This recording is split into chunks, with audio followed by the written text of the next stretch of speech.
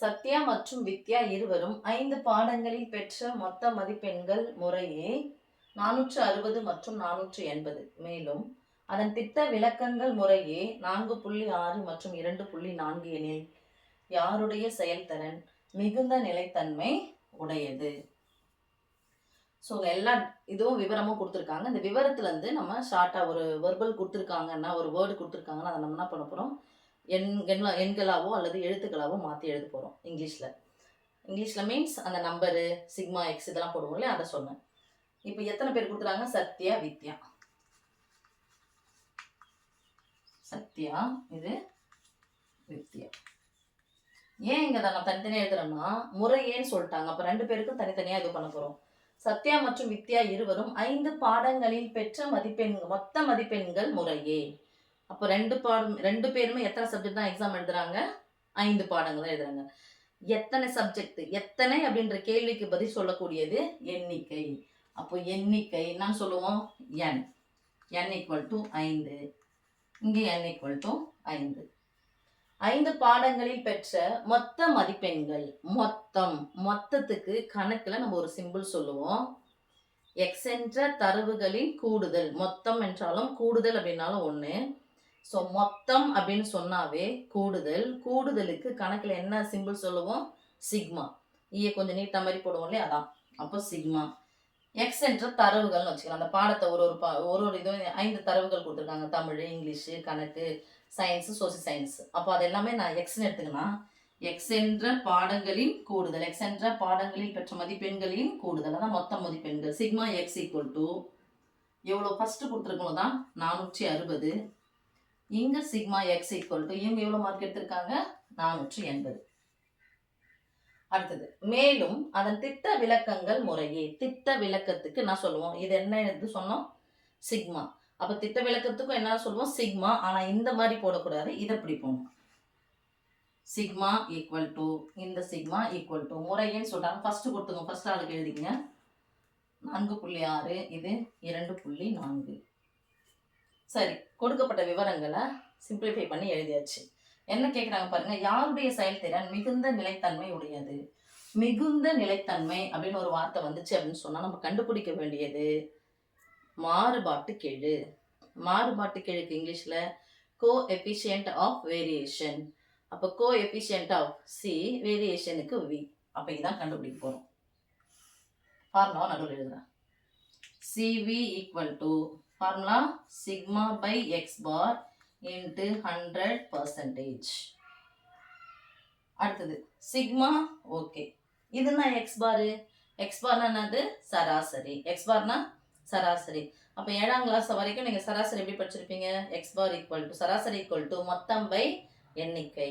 மொத்தம் பை எண்ணிக்கை. இப்போ மொத்தம் எவ்வளோ இருக்கு? இங்க 460, இங்க எவ்வளோ இருக்கு? 480. அப்போ இதுக்கான ஃபார்முலாவும் எழுதணும். எக்ஸ் பார் = மொத்தத்தை என்ன சொல்லுவோம்? சிக்மா எக்ஸ் பை எண்ணிக்கை என்னன்னு சொல்லுவோம்? n. ஸோ ஃபார்முலா நீங்கள் எழுதினீங்கன்னா இதுக்கு ஒரு மார்க், இதுக்கு ஒரு மார்க். ஓகே, இப்போ சத்யாவுக்கும் சிவி கண்டுபிடிக்கணும், வித்யாவுக்கும் சிவி கண்டுபிடிக்கணும். கோஎஃபிஷியன்ட் ஆஃப் வேரியேஷன், மாறுபாட்டு கெழு கண்டுபிடிக்கணும். அப்போ CV = சிக்மா. சிக்மா எவ்வளோ? 4.6 பை எக்ஸ் பாருக்கு என்ன போடலாம்? மொத்தம் பை எண்ணிக்கை போடலாமா? மொத்தம் எவ்வளோ? 460 பை 5. எங்க இன்ட்டு போடணும் பாருங்க, இங்க இன்ட்டு. சிக்மாவுக்கு பை போட்டாலும் இங்க இன்ட்டு 100%. இங்கே போடுங்க. CV = சிக்மாவுடைய மதிப்பு 2.4 பை சராசரியினுடைய மதிப்பு மொத்தம் பை எண்ணிக்கை. மொத்தம் எவ்வளோ? 480 பை எண்ணிக்கை எவ்வளோ? 5 இன்ட்டு 100%. இப்போ இது தொகுதி, இது ஃபுல்லாகவே பகுதியில் இருக்குது. நேராக பெருக்கிக்கலாம். ஒரு ஸ்தானம் தள்ளி புள்ளி இருக்குது. 1ஆல் பெருக்கினா 46 தான் கிடைக்கும். 2 0 பின்னாடி சேர்க்க போகிறோம். ஒரு 0 தள்ளிட்டோம்னு சொன்னால் இந்த 0 விட்டுருங்க, புள்ளி எடுத்துடலாம். ஒரு புள்ளிக்கு ஒரு 0 போயிடுச்சு. அப்போது ஒரு 46 46. எத்தனை 0 சேர்க்க போகிறோம் பின்னாடி? ஒரு 0 பை 460 பை 5. 100ஆல் பெருக்கிட்டோம், %. இங்கே அதே தான், இதை பெருக்கிக்கோங்க. ஒரு புள்ளிக்கு ஒரு 0 போயிடுச்சு, புள்ளியை மறந்துடுங்க. ஒரு 240 சாரி 10 24 240/480/5%. கேன்சல் பண்ணிக்கலாம். 1 ஒரு முறை போயிடுச்சா? ஈக்குவலுக்கு முன்னாடி இங்கே ஈக்குவல் போடுவது எனக்கு இடம் இல்லை, அதனால் அப்படி போடுறேங்க. தி சிம்பிளைஸ்னு போட்டுட்டு 1 இந்த பைக்கு பார்த்தீங்கன்னா போட்டுக்கலாமா? இதை தலைகீழாக போடுங்க. வகுத்தல் என்பது பெருக்கலின் தலைக்கீழி. வகுத்தல்னு வச்சுட்டேன் அப்படின்னு சொன்னால் 1/5 போடணும். ஓகே, இப்போ வகுத்தல் என்பது பெருக்கலின் தலைக்கீழி. பெருக்கல் போட்டால் தலைகீழாக போடுங்க. 5/1 பர்சன்டேஜ் வருமா? அப்போ 4×5 5, இது 5%. இங்கே பாருங்க, 1 0 1 0 கேன்சல். 4 24 24, 2 24 48. இப்போ இங்கே இருக்கிறது 1/2/5. வகுத்தல் என்பது பெருக்கலின் தலைகீழி. அப்படியே போடுங்க. திருப்பி போட்டிங்கன்னா வரும். தலைகீழ போட்டால் 5/2. 5/2 நம்ம என்ன சமயம் சொல்லுவோம்? 5ல் பாதி எவ்வளோன்னு சொல்லுவோம்? இது சிம்பிளைஸ் போட்டுக்கிறேன். 5ல் பாதி எவ்வளோன்னு சொல்லுவோம்? 2.5%. 2 4 மீதி 1, 1ல் 2 அடங்காது, 0 சேர்த்தா புள்ளி வைக்கணும். 2 5ல் பாதி 2.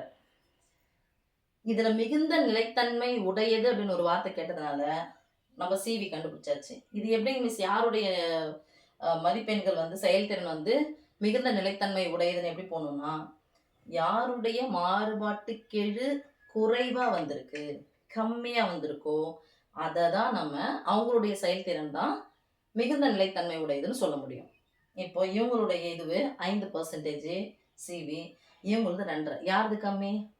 5 சிறியதா, 2.5 சிறியதா? அப்ப 2.5. யாருடைய செயல்திறன் மிகுந்த நிலைத்தன்மை உடையது? அப்ப யாருடைய அப்படின்ற கேள்விக்கு பதில் எழுத வேண்டியதுன்னா அது வித்யா. ஓகே மிஸ், இது வந்து ஒரு குரூப் எக்ஸாம்ல கேட்குறாங்க. இதுக்கு நம்ம ஆன்சர் எப்படி பண்றது அப்படியே பார்த்துக்கோங்க. திட்ட விளக்கத்துல யாருக்கு கம்மியா வந்திருக்கும் அவங்களுடைய செயல்திறன் தான் நிலைத்தன்மை உடையது. நீங்க பார்க்கலாம், யார் ரொம்ப எஃபிஷியண்டா யார் ஒர்க் பண்ணியிருக்காங்க, யார் ரொம்ப ஸ்கில்லோட இருக்காங்க, யார் நிறைய மார்க் ஸ்கோர் பண்ணியிருக்காங்க பாருங்க. இவங்க 480 மார்க் எடுத்திருக்காங்க.